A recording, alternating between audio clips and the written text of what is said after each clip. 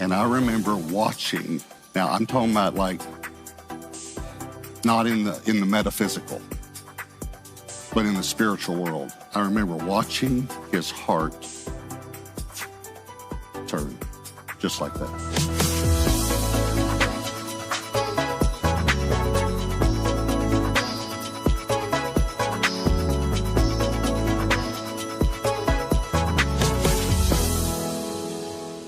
I'm going to begin a new 4-week series. I'll be with you the next 4 weeks. And the title of the series is, How Do I Know? How do I know? This week is, how do I know there is a God? How do I know there is a God? So I want to talk to you like I were just sitting across the table from you. And I want to let you know that what I'm going to tell you is, how do I know? In other words, I'm going to tell you my personal study and my personal experience. And you may have a difference of opinion, but we can disagree agreeably.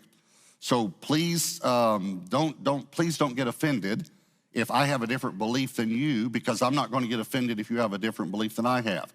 Let's just say that you and I worked at the same factory and we weren't able to work for a while because of COVID-19. And then the factory reopens and we come back together and we're in the cafeteria in the lunchroom, and there's a chair open where you are at your table. And so I come in, I sit down beside you, across from you, let's say, and I say, man, I'm glad to be back at work. And you say, well, so am I. And I say, well, it wasn't just COVID-19 for me. Now, I'm just making this up as an example, okay? So this didn't happen to me, but I'm just trying to give you an example. And if I said, well, actually, I was out for 2 years. And you say, well, what do you mean you were out for 2 years? And I say, well, I had a disease. It wasn't COVID-19, but it was incurable. I couldn't work. I couldn't even get out of bed. Eventually, there was a new drug approved by FDA, but our insurance didn't cover it. They even took up a collection here at work and at my church.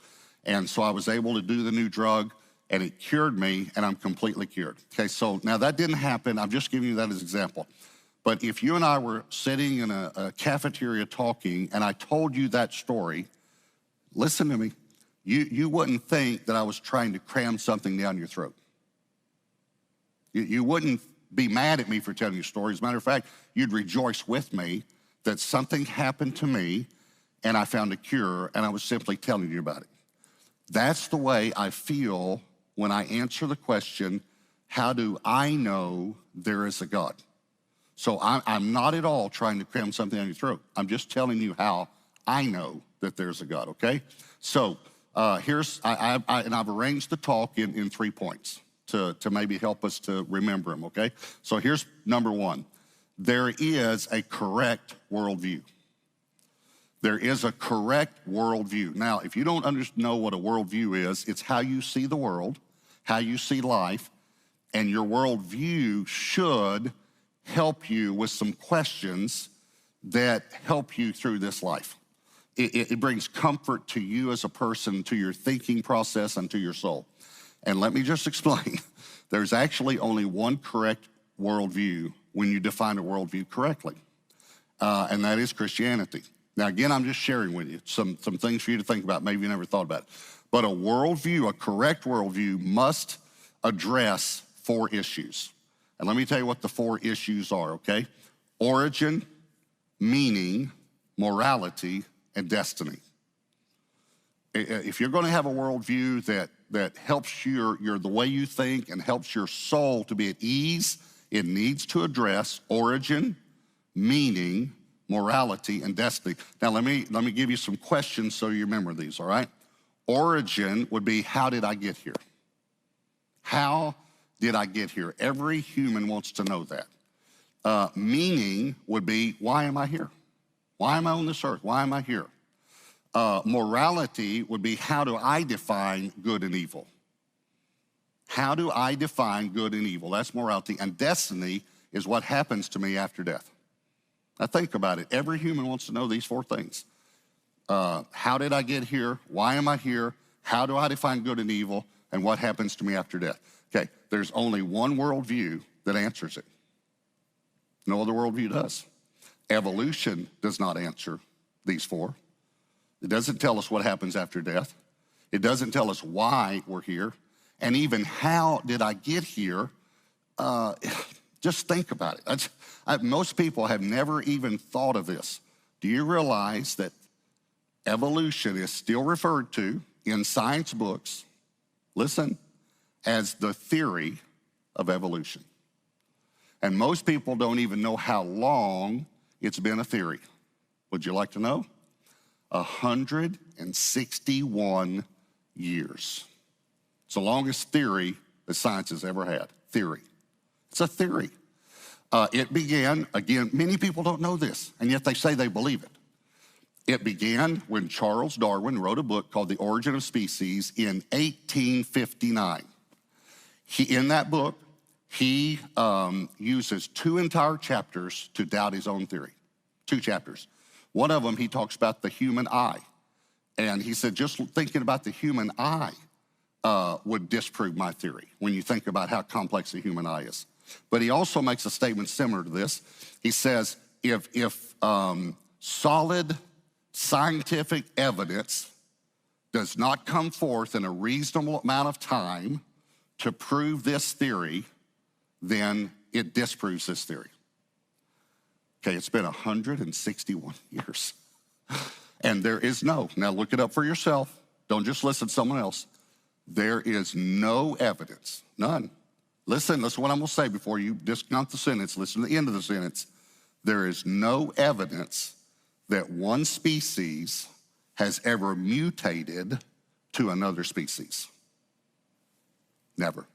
It's what we still call this day the missing link. It's still missing. 161 years later, with all of our scientific knowledge, and we can't find this one bone, this one fossil that shows one species mutating to another species. Now, within a species, we evolve, we change. I'm a human. You probably will not believe what I'm about to tell you until you think about it for a moment. But I want you to look at my size, okay? I used to be 20 inches long. I'm telling you the truth, 20 inches. And I used to weigh about 8 pounds. Now I'm 6'2", and I weigh some pounds. I'm sorry if that didn't come out, the exact number, but I'm not gonna say it again. All right, so the point is I have changed. That's all the word evolve means, I have evolved. But no species has ever evolved from one species to another, never. Here's what evolution tells us too. We are time, matter, and chance. Time, matter, and chance. In other words, we are only metaphysical. We don't know what happens after death. We're only metaphysical. Here's the problem with that. If you're only matter, then why do you react when you hear that someone passed away from COVID-19? No, why do you feel sad? Because you're not just matter, you're a soul. You have a soul, you have feelings, you have emotions, you have thoughts. You're a person, you have a soul. Another thing that's difficult is morality. How do I define good and evil? Many people say, well, morality is subjective. In other words, each person decides what's right for him or her. That's horrible. That is horrible. And many Christians will they've been sucked in by this. They say, well, each person should decide what's right for him or her. No, I can disprove that in an instant with one question. Do you lock your doors at night? You know why? Because you're afraid of subjective morality. In other words, someone might not believe it's wrong to enter your home and shoot you. And it is wrong. Murder is always wrong. Always. Always. So you have to understand there is a correct worldview, okay? So that's point one. So here's point two. Now, before I give it to you, let me say this. Atheism, by definition, I'll explain it to you in a moment, makes the statement, there is no God. Those 4 words, there is no God. Okay, so just hang on, just stay with me, okay? Here's my point 2, okay? There is no atheist. It is scientifically impossible to be an atheist. And I can prove it to you. And even if you might have a different opinion, you probably will still have no answer for this. I promise you. Because I'm gonna use science, okay? The word science means knowledge. That's what it means. The definition of science, I actually wrote it down from Webster's dictionary, is knowledge about or study of the natural world based on facts learned through experiments and observation. So, in other words, the only way, if it's science, you have done a study and you have based your knowledge on facts and experiments, okay? So let's talk about this no God.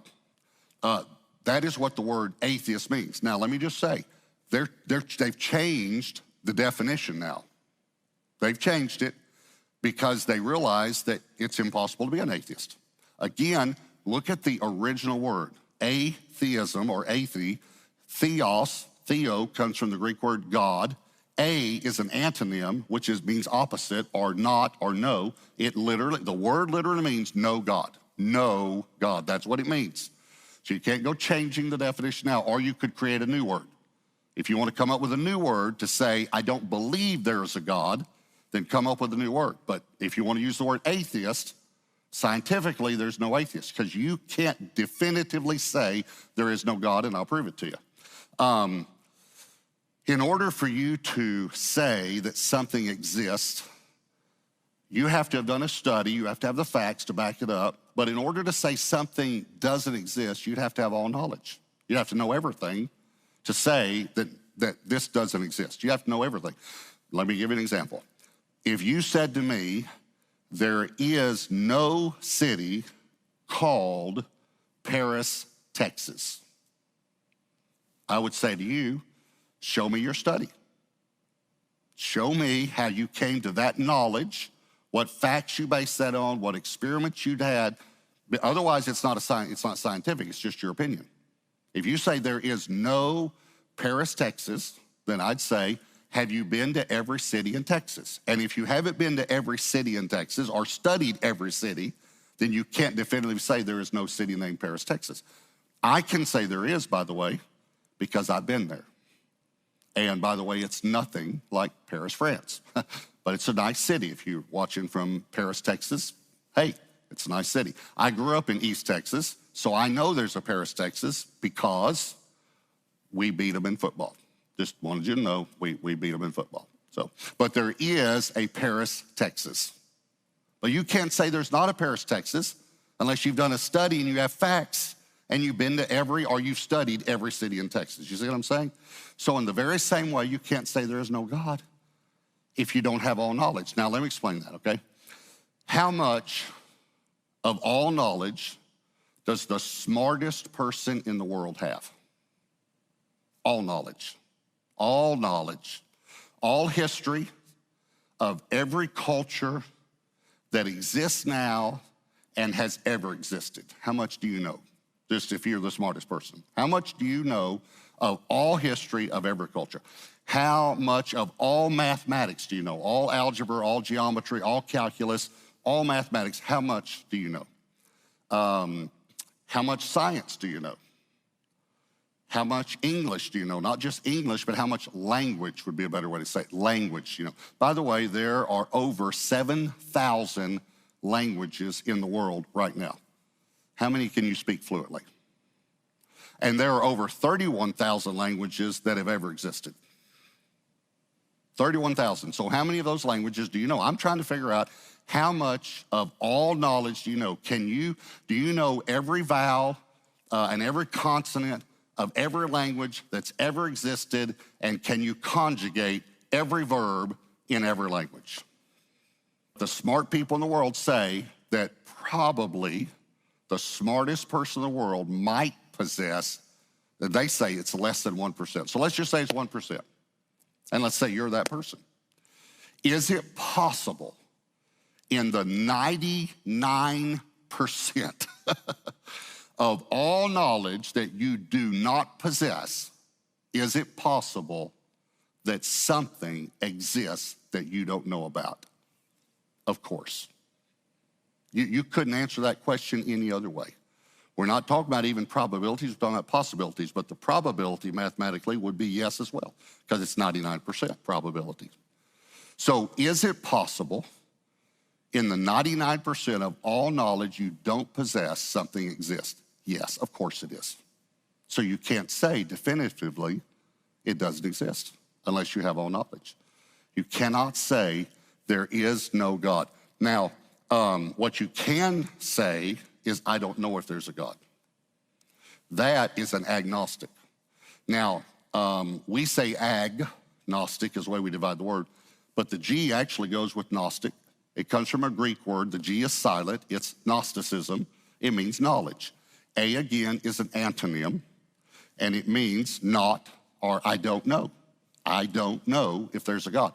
You can say, I don't know if there's a God, but you cannot definitively say there is no God. And if you do say it, I would think that you don't, because you don't have all knowledge, it's 99% that you don't have, even if you're the smartest person, I would say it's foolish to make a statement like that. And the Bible says the same thing. Psalm 14:1, the fool has said in his heart, there is no God. The exact statement of atheism. There is no God.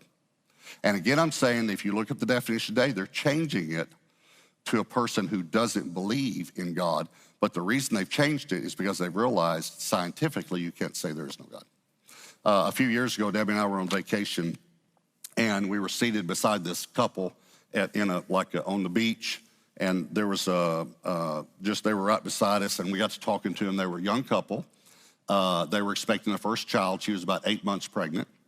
And they were from Indian descent. Their grandparents or great-grandparents came here from India. And just a beautiful, pleasant couple. And we were talking to them, what do you do and where do you live? And of course, I told them I was a pastor, and so we got to talking. And then when they came around to order, she asked, can you do this without meat? I'm a vegetarian. And so after they left or taken our order, I said to her, do you mind if I ask you a question about being a vegetarian? She said, no, I don't mind at all. I said, well, I don't want to offend you. She said, no, go ahead. I said, are you a vegetarian for dietary purposes or religious purposes? And she said, religious. And I said, are you a Hindu? She said, yes, I'm a Hindu. Now, you got to remember, her husband sat right beside her. She's 8 months pregnant, and I'm a pastor. This is what she did. She said, I'm a Hindu, but he's an atheist. Just like he's an atheist. And I don't know, maybe being pregnant, she won't start a fight. Guys, 40 years of marriage here talking, I just want you to know, pregnant always wins. Just want you to know.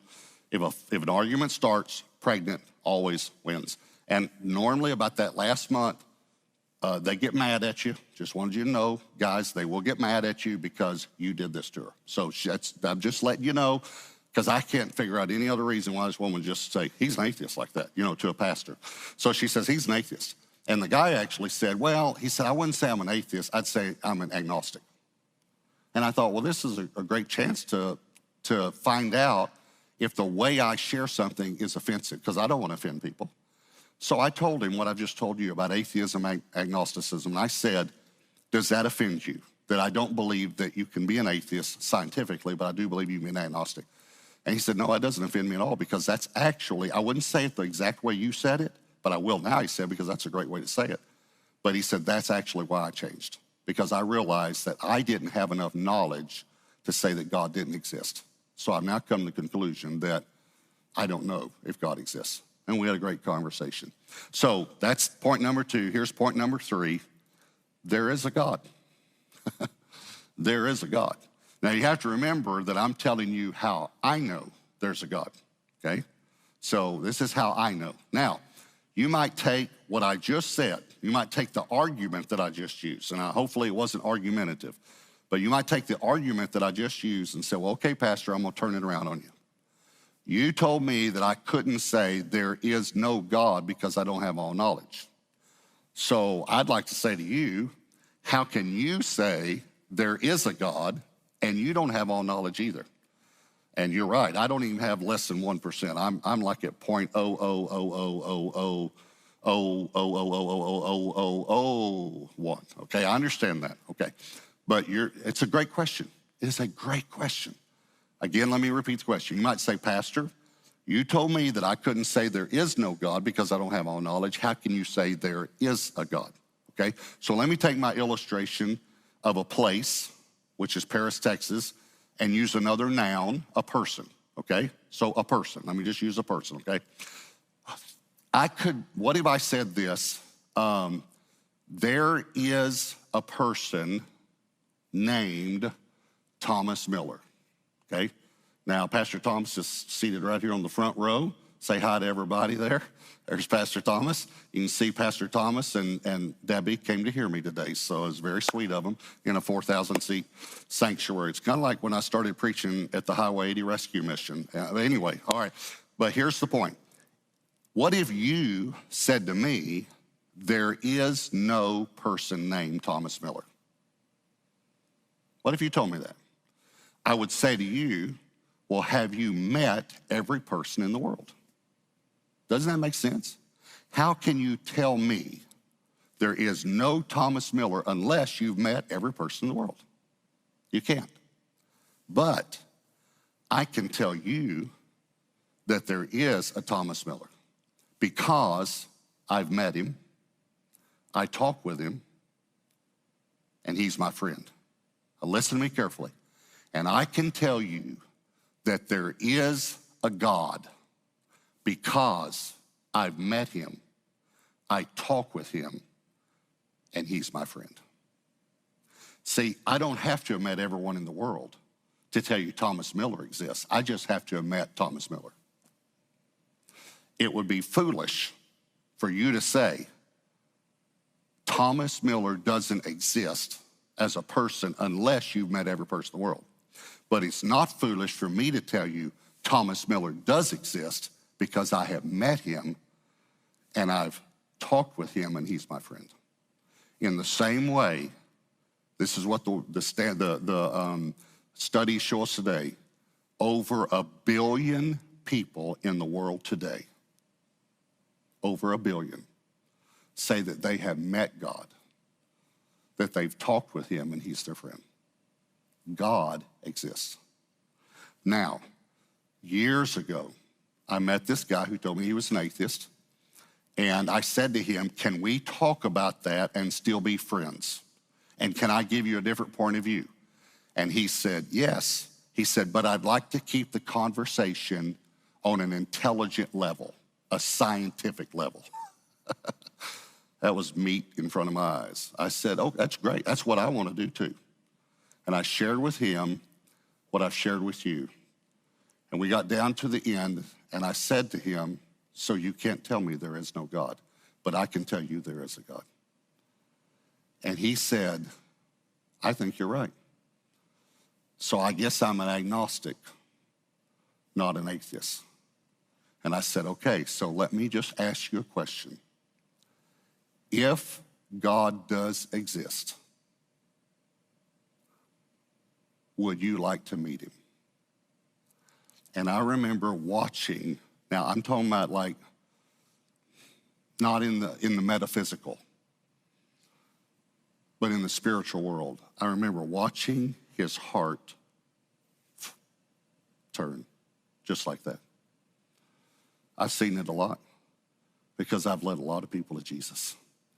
And there's a point in the conversation where you can see their heart go, and I saw it. And I'm sitting there talking to him, and I said, if God exists, would you like to meet him? And he was silent for about a minute. His eyes filled up with tears. His lips started quivering. His heart went like that. And here's what he said to me. I'll never forget it. He said, I'd like to meet him right now. I'd like to meet him right now. And I shared with him the gospel, how God didn't want robots, so he gave us a free will that each of us could choose, and how he sent his son to die for us on the cross. And I led him to Christ. When I'd go back and visit and see him 2 or 3 years later, he had won countless people to Christ. And he'd always tell them, I used to be an atheist until I found out you can't be an atheist scientifically. And he was leading people to Christ one after the other. His whole life changed because he realized there is the possibility of a God. And if there's the possibility, would you like to know it? You can accept Jesus right now. Maybe your heart turned as you heard me share that story about that guy that accepted Christ. And you know it did. So will you just simply tell Jesus right now, I'll help you. Someone helped me. I was in a motel room when I got saved. Will you just simply tell the Lord, Lord, I accept you. I accept you. I receive you as my Lord and my Savior. And I promise you, in the sincerity of your heart, God hears you, accepts you, and forgives you. And he loves you. And I love you. I want to tell you, thank you, thank you, thank you. Thank you for watching. Thank you for your hunger for God's word. And I want to invite